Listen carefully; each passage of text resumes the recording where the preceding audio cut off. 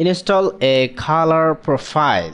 কোনো device install করার সাথে সাথে আমরা এর সফটওয়্যার ড্রাইভারের সাথে কালার প্রোফাইলগুলো পেয়ে থাকি প্রিন্টার বা স্ক্যানার এর ক্ষেত্রে।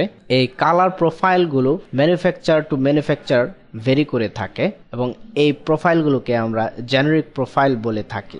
আপনি ইচ্ছে করলে এর সার্ভিস প্রোভাইডার থেকে কালার প্রোফাইলগুলো ওয়েব এর মাধ্যমে ডাউনলোড করে নিয়ে ব্যবহার করতে পারেন।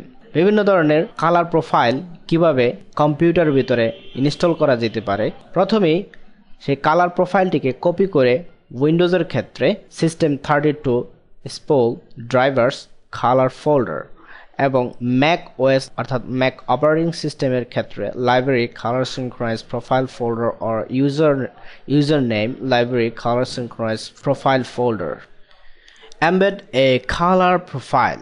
কালার প্রোফাইলগুলোকে এমবেড করার জন্য আমাদের যে সমস্ত ডকুমেন্টে আমরা কাজ করব, যেমন ইনডিজাইন, ইলাস্ট্রেটর, ফটোশপ, এর ভিতরে ডকুমেন্টের যে সমস্ত ফাইল ফরম্যাটগুলো সাপোর্ট করে থাকে আইসিসি প্রোফাইলগুলোকে এমবেড করার জন্য, সেই ধরনের ফরম্যাটে আমাদের সেভ করতে হবে অথবা এক্সপোর্ট করতে হবে।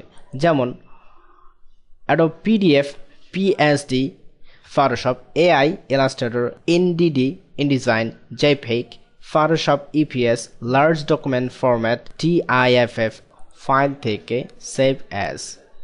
JPEG এর জন্য আমরা আইসিসি প্রোফাইল, যেই প্রোফাইলটি আমরা নিয়ে কাজ করতেছি অর্থাৎ ওয়ার্ক স্পেসের জন্য যে প্রোফাইলটি রয়েছে সেই প্রোফাইলটি এখানে দেখা যাচ্ছে। এটিকে আমরা ইচ্ছা করলে এমবেড করে দিতে পারি টিকমার্ক করে, অথবা large document format PSB ICC প্রোফাইলকে এমবেড করা যাবে। পিএসডি অথবা পিডিএফ